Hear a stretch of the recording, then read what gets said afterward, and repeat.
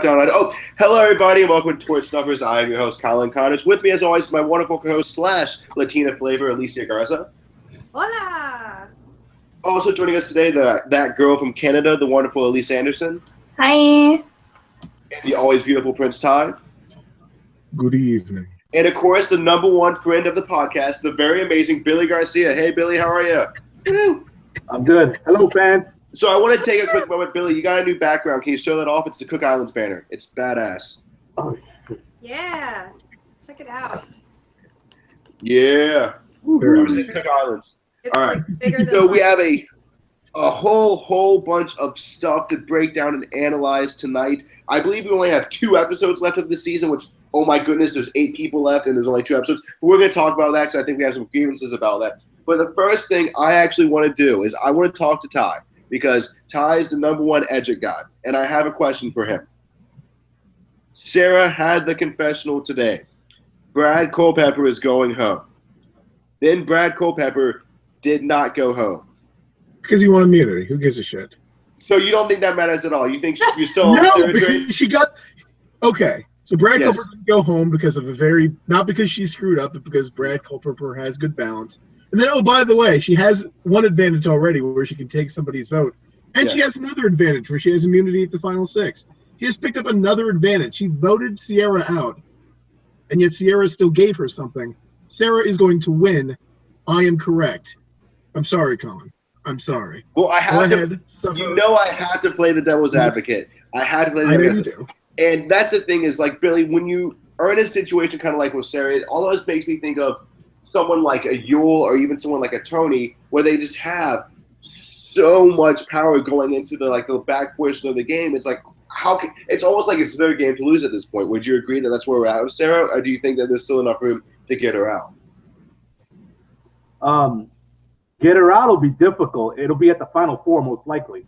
But as far as having so much power, got to remember that Debbie has it in for her.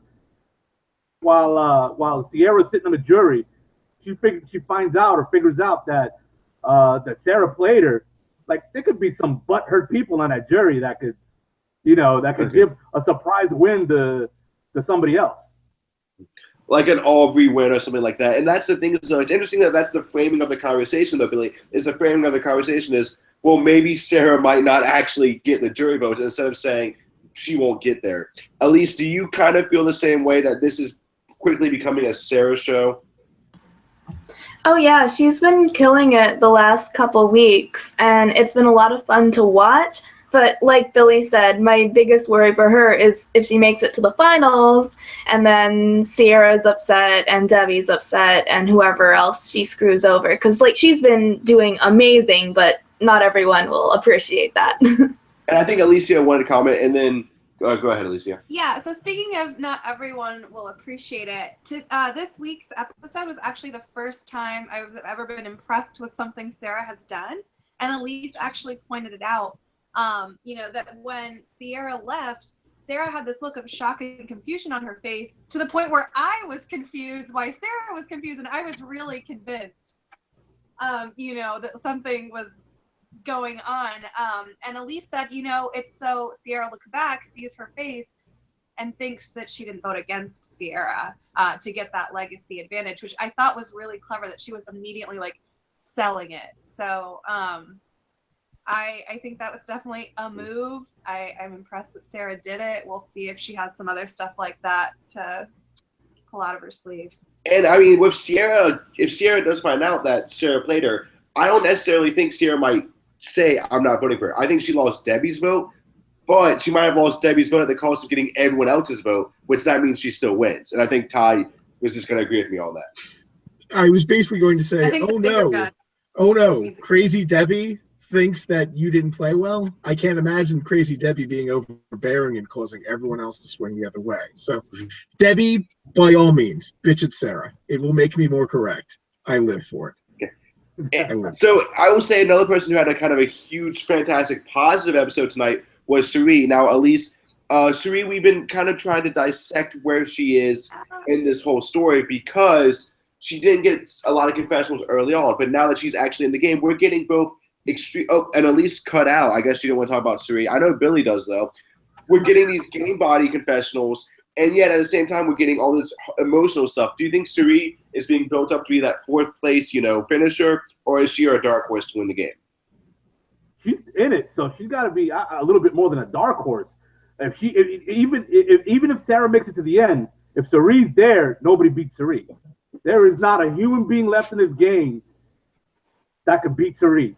So the question is, will she get there or not? It sounds like she makes some big move that's along the lines of an Eric Reisenbach in the preview. So I'm hoping she ends up with all the idols. That would be awesome. That would be good. That would be good. But Elise, the other thing about Cirie in the past, that one of the reasons why she hasn't been able to close, as Pope says, is that she just can't ever win that last immunity challenge. And I honestly feel like history might repeat itself with that one.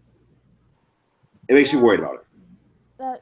The thing with Cirie is she's too smart to bring someone that she can't beat into the finale. But when you do that and there's no clear, obvious target who isn't you, it's unfortunate. That's the biggest shortcoming to her game. Because otherwise, I'd say she's one of the most perfect players we've seen on Survivor. It's just that one shortcoming that she needs. If she could just balance a ball on 2 sticks, she would have won Micronesia, and we wouldn't be doing this. Pretty much, yeah. Or if there weren't that many medevacs that season. True. Alicia, I believe you wanted to comment real quick. I guess not. I thought I heard you speaking, but you can go ahead and tell us the Cirie. I like yeah, Cirie. Okay. So, of course, the big theme of tonight was the loved ones visit. I used to not like the loved ones. I used to thought it was a little talk showy, but I have to admit I do get a little bit teary-eyed. And Billy, when it comes to the idea of Survivor and kind of the history of the show, do you love the loved ones, or do you think it's something like the auction where we should just bring it back sporadically? Or do you like to see it every season? I don't like to see it every season, and I would like to see some crazy twist with the loved ones. One season, I think we had all the Survivor players sit in the loved ones play for the challenge. That's a twist that they should bring back. I would like to see a crazy twist, you can only win one loved one, and then everybody else's loved one gets put in a cage somewhere where they have to watch. They're players but can't talk to them. That's brutal. Remember in Survivor, Fan Choice's Favorites too, it was a thing where it was Dawn and Brenda had to stay 5 feet away from the boat and watch them all party, which I thought that was cool. And it was cool this time that it was done in teams. But Ty, what I want to know is this. Mike won the loved ones thing and he won the game. And I think one other person in the history of Survivor has won the loved one challenge and actually won the game. I kind of view it as a car curse that no one talks about because you're going to piss so many people off when picking, who gets what. If I'm playing Survivor, should I just be like, hey, let's not win this challenge? Should I throw the loved ones challenge? It's a consideration. Did you say for me to? I'm sorry. Yeah, Ty, and then I'll jump to Alicia. Sure. I think it's a consideration. Let's put it this way. Michaela is in a much better spot because she didn't win it, because she was pissed off about it and did something for her own game for once and made an alliance with Ty because she saw the writing on the wall that Andrea inevitably was screwed with by winning the challenge. She's pissed at Andrea. I'm shocked that Andrea didn't go tonight because of it, because of how emotional a player Michaela is. There's a lot that can go wrong with it. And even if you give up your loved one thing, I think back to Brenda and Karen Moen, where she let everybody have the shit. Yeah. And see the loved ones except for her, and then she gets voted out for it.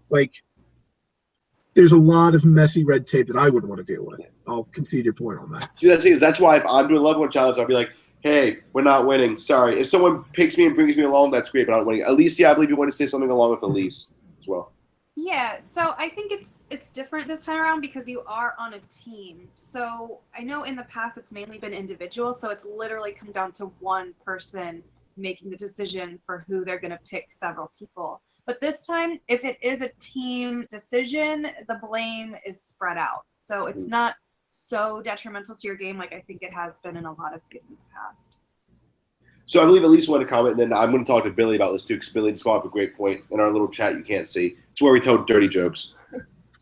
Yeah, I wanted to say for the loved one challenge, it may be kind of boring to be like see everyone crying about how much they miss whoever, but I think it brings a lot of good things to the show, and that's why I like seeing it every season. One, it's a marking point to be like, oh, we've made it this far. Another is we see a lot of good moments, not only emotionally, but strategically. We'll see like the Johnny Fairplay thing, most famously.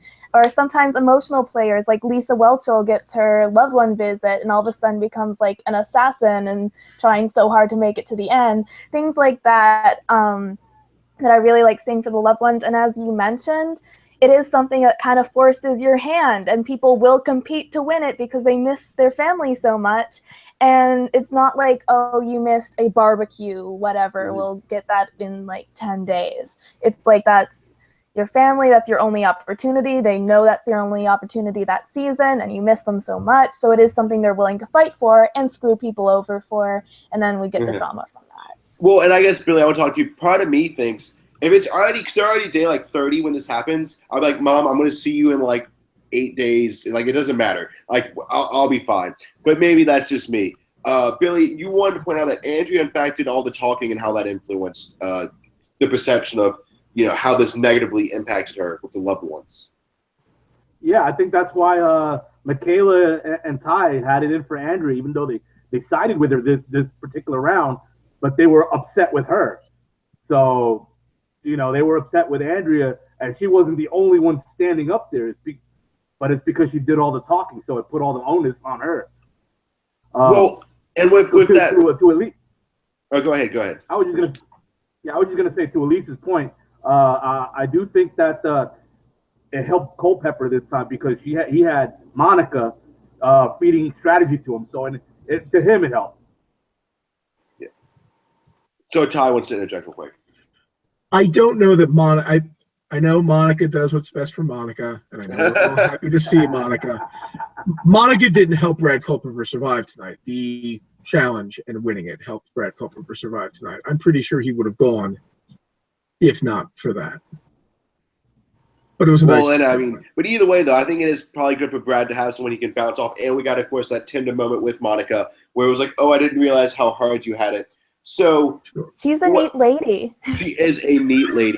So the big thing I want to talk about next is I want to talk about this Cirie thing with the legacy advantage. Now, it's weird because we can play hindsight's 2020, but at least was there any real benefit for Cirie to tell Sarah that? Because if anything, didn't her giving away the legacy advantage kind of spoil her doom a little bit tonight?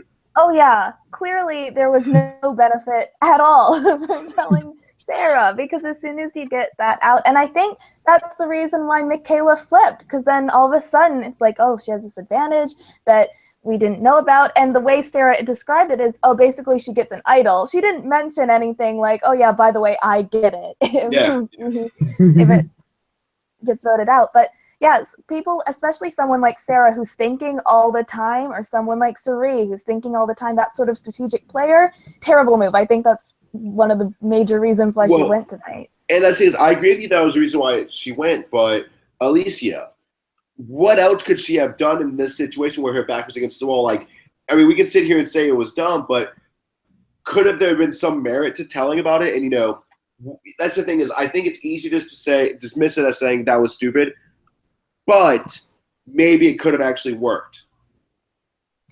I mean, I feel like the only way that it kind of could work is if you threaten to give it to someone's enemy when you're telling them about it. Because then they're like, oh, fuck, you're going to give it to Brad. Maybe I don't want you powerful in this game. Maybe I'll, like, have you stick around a little.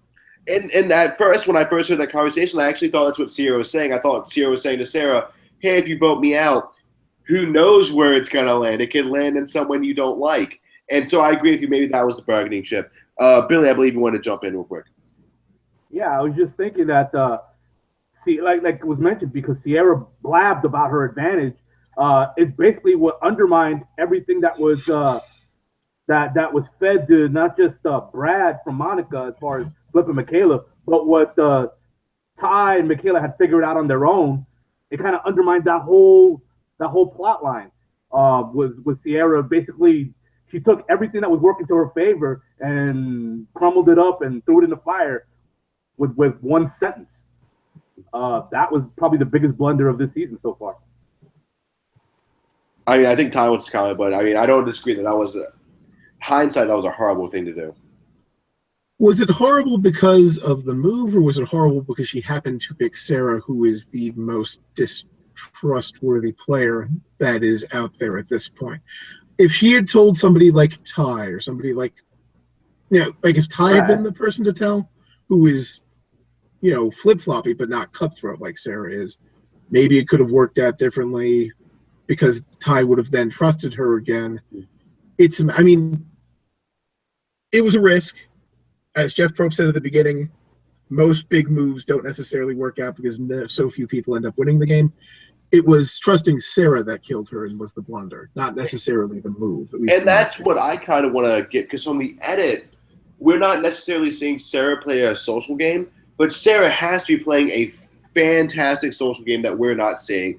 Otherwise, it makes no sense why Cirie would give that to Sarah instead of to Brad or to Troyzan. Yeah, and that's what I am looking forward to hearing in all the exit interviews, because that's what she's going to be asked tomorrow. She's going to be asked that on all the press. Why the hell did you give it to Sarah when you have Brad and Troyzan who flat out said, hey, these are my ride or die, these people I'm with. So let me ask you this, Colin. This is my observation to you. Maybe I want to hear your take on this. Yeah. Do you think maybe it's Cirie that's playing Sarah's social game for her, with the constant respect giving and the Officer Sarah this and maybe it's Cirie that's giving her the rub? I mean, all of our faces just lit up because I think you could be onto something, because, and that kind of goes along with my idea that Cirie's getting the 4th place at it. Cirie gets cut at the last minute. It turns out Cirie was doing a lot of the heavy lifting, because that does seem like a very Cirie thing. And I believe, Alicia, you seem to be chomping at the bit. Sarah is awkward as fuck when she talks to people. You heard her to Cirie. She's like, yeah, you're my it girl out here. But it was so deadpan and unconvincing and not real. Like, I just felt like a 2-year-old could have seen through that and been like, okay, I'm obviously not your ride or die here. Like, it was so monotone, and I just can't imagine that is what's convincing everyone that she's with them and their closest ally and everything. I don't see it. And I love that you pointed that out, Billy. That's why I love having you on. The idea that maybe Cirie is pulling the strings, and maybe Cirie is being smart and saying, hey, if Sarah is the front man, if crap hits the fan, she'll be gone and I'll be safe. And who knows? Maybe Cirie's gonna watch this and be like, "That's not what happened." But who knows? I think it's a great takeaway. I like in this fantasy that Cirie actually watches this show. Anything is possible. That is true. Anything's possible. In life. And survivor in life. That's very. So the next person I want to bring up, Elise, is Michaela, because she's been having she's either quiet or she's negative in her edit. But tonight she was a huge narrative force. But it was still kind of negative, even though with everything going on. It was very like, I'm angry, they messed with the wrong person, I have all the power. So is Michaela now like a pseudo-villain for this season? I don't know about villain, but she's definitely a wild card. I love the moment when her mom, like she was kicking the stuff at the end of the challenge for losing, and her mom's like, Michaela, calm down. So you can kind of tell this happens often. I don't, obviously she has a lot of outbursts, but she's still, you kind of feel for her in a way, especially after the moments with Cirie and, how she feels outcast. And, yeah, I don't think that makes her a villain. I think it makes her a very interesting character this season because she is kind of out of it. But you relate to her, and it's fun to watch. And that's true, but, I mean, Ty, do you get where I'm coming from, that maybe she could be, this is her setup for Heroes versus Villains too, especially given the crazy good edit she got last season? The contrast? I'll say this. She had a huge episode tonight. I don't know that it necessarily builds for her to be in a Heroes versus Villains season. I do think they'll bring her back again because she's a personality. She's a challenge beast. She says what's on her mind. She can sip tea. They can, food placement, gold. Honestly, my takeaway from her tonight is that she will decide who wins the game. She will not win the game. That's long past gone. But I could easily see whoever does win sitting with her and Ty in the final 3 and getting the victory, whether it be Cirie, who she bonded with in the Merge episode, or whether it's Sarah, who she's been working closely with in the last few episodes.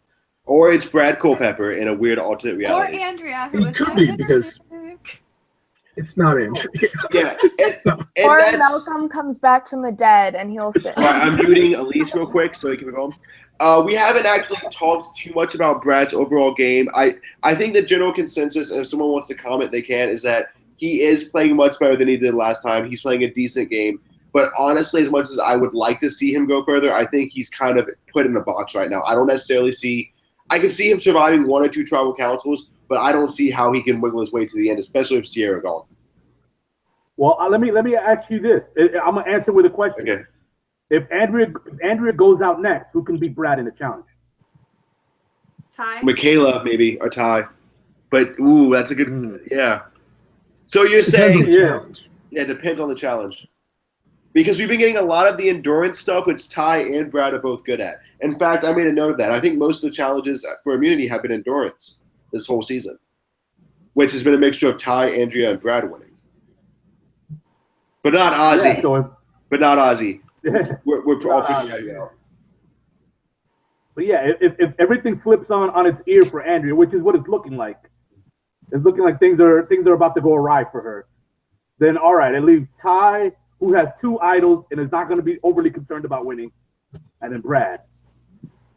And Troyzan, who also has an idol. Oh, yeah. So he's not going to be overly concerned about winning until the final 4 or around there. Well, that's something else to bring up is that do we think when it comes to all these idols with Ty and Troyzan, do you think they're just going to get voted out with idols in their pocket? Because could Troyzan Ty be at the end instead of maybe of a Michaela? Because maybe Michaela goes next week, and that's why Cirie was crying. Possibly. Because It's also possible that Cirie's idol that she gets, as we were all fan-fictioning about, comes from Troyzan. Although Troyzan seemed to kind of be the voice of reason tonight. He didn't get a confessional because he's never going to get a confessional because no one wants that, apparently. But he was clearly like talking strategy to Michaela, where I forget who exactly he was sitting with. Cirie. Yeah, but like he was the one like saying all the things, and then Cirie was just kind of running and doing it. But like I was almost impressed with him tonight. Well, and that's the thing is I feel like if Troyzan was getting confessionals, he would be a real contender. But we have Troyzan and we have Aubrey. They're both on the outs. They're both not getting crap for airtime. So, Billy, you like to be the one that defends these people. Troyzan and Aubrey aren't winning. Come on, let's just get this out of the way. I want to hear it from you. You know, looking at Troyzan and Aubrey, I'm trying to think of who could they sit next to that's left in the game that they can beat. And if I were to put Culpepper with those 2, Culpepper wins in a landslide. Yeah.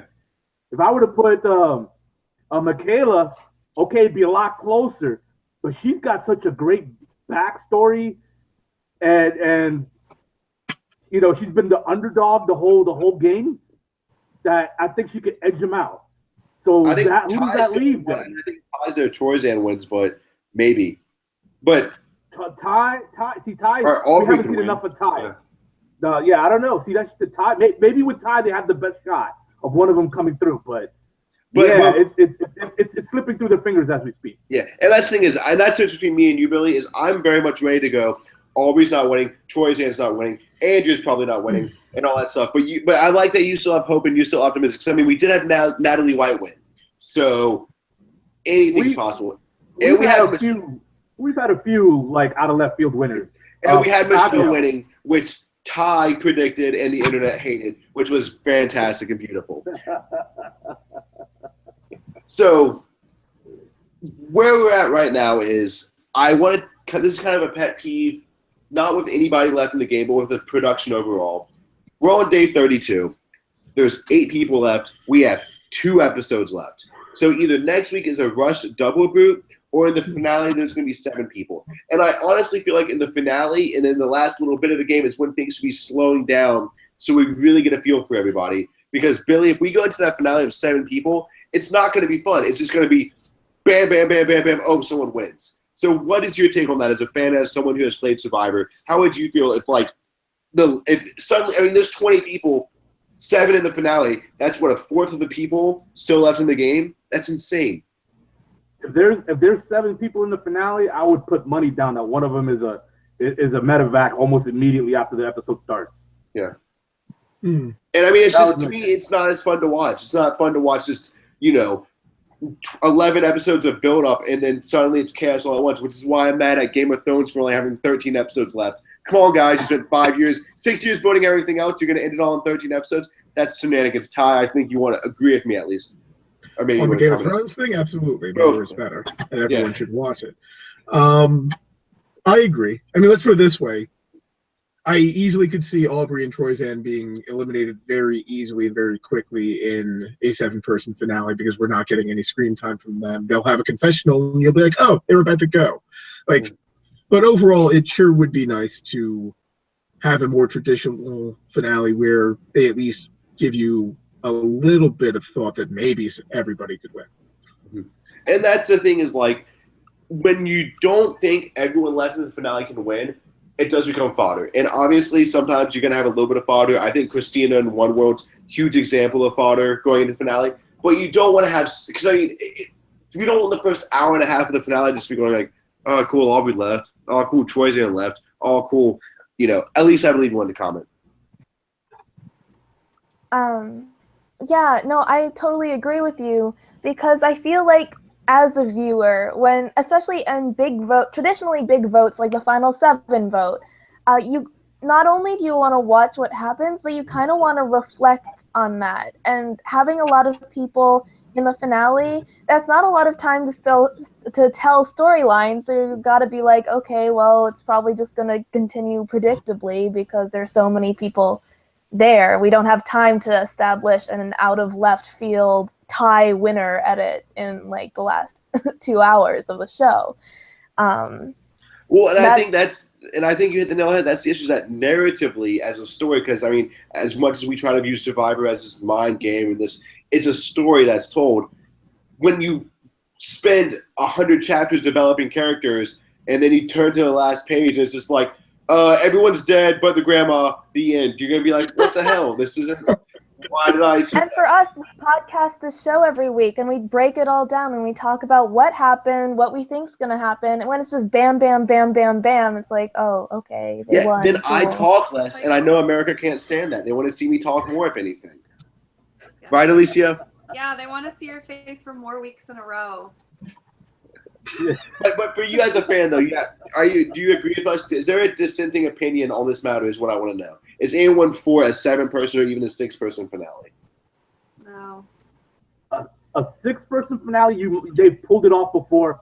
7-person finale, even if I'm right and that first person is medevac 5 minutes into the episode, I still wouldn't be happy. And that's the thing, is either we're going to get a 7-person finale or next week it's going to be a double boot. And a double boot this late in the game is a bit more forgivable than a 7-person finale, but I'm still like, come on, we've been watching these people for forever.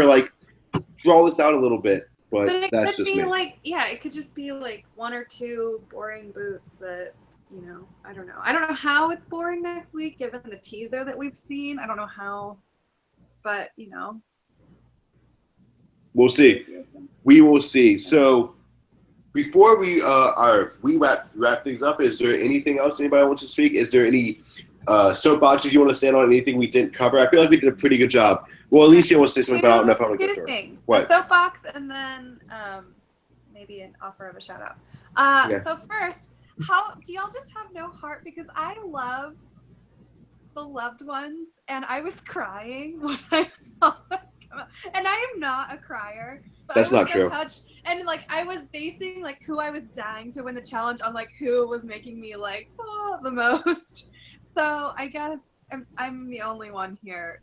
No. As usual, I have a dissenting opinion. I feel like I love the loved ones challenge. I like the loved ones, and in fact, I don't mind it. I didn't like it when it's in the finale of an episode too, like with Kaguya, and I think that's obnoxious. But no, we don't hate the loved ones. It's just kind of all right, going through the minutia of it. Fair enough. I'll say this. Seeing Cirie's son, who probably would have been 6 or 7 when she went out the first time, being a grown man now, that was cool. That was really cool. That was very I mean, sure, I love Cirie, so like obviously she's an easy one to give a shit about. But it was moving. It was very moving. I was not moved to tears because I'm less human than Alicia, but I was moved. I was moved. Okay. I teared up a little bit. All right, so what was the shout out you wanted to do, Alicia? So Billy, do you have an event this weekend that you want to talk about, or do you have something you're donating to? Isn't there a thing? Because we don't have a chat box where you could ask this to where it's not embarrassing. And Billy is just like, Billy could be like, There's a thing on your Survivor page. Billy's like, I have nothing going on this weekend. I was gonna watch the game. I'm not doing anything. Good night. But so now for the pressure on Billy to have like a charity event. Good job. Actually, it's not me. It's Leslie from Survivor China is holding an event in South Carolina, and now I have to look up the flyer to get the information. But, good job, Alicia. Well, now you can hold one too. Yeah, long Billy's story like, I was short, going to do it this weekend. Now I got to hold a charity event. Thanks, guys. Back on your show again. But yeah, long story short here, it's May 13th on Saturday, and it's in, what's the name of this town in South Carolina? I do not know. Travelers Rest, South Carolina. I guess it kind of figures that it's Survivor called Travelers Rest. But all the money goes to Give Kids the World, which is a great charity. I will say there's going to be many, many survivors there. Give Kids the World is a fantastic charity. Be sure to check that out. We actually interviewed Leslie a long time ago. Be sure to check that out. And, of course, be sure to come back to us next week as we break down the Pin Ultimate episode of Survivor. We'll talk about everything that happens, and we'll complain about the finale if it's 6 people or 7 people, a whole bunch. And I know you guys want to hear that. I want to thank Elise. I want to thank Ty. I want to thank Alicia. And, of course, I want to thank the amazing Billy Garcia for joining us. Good night, everybody. Bye. Good night. Good night.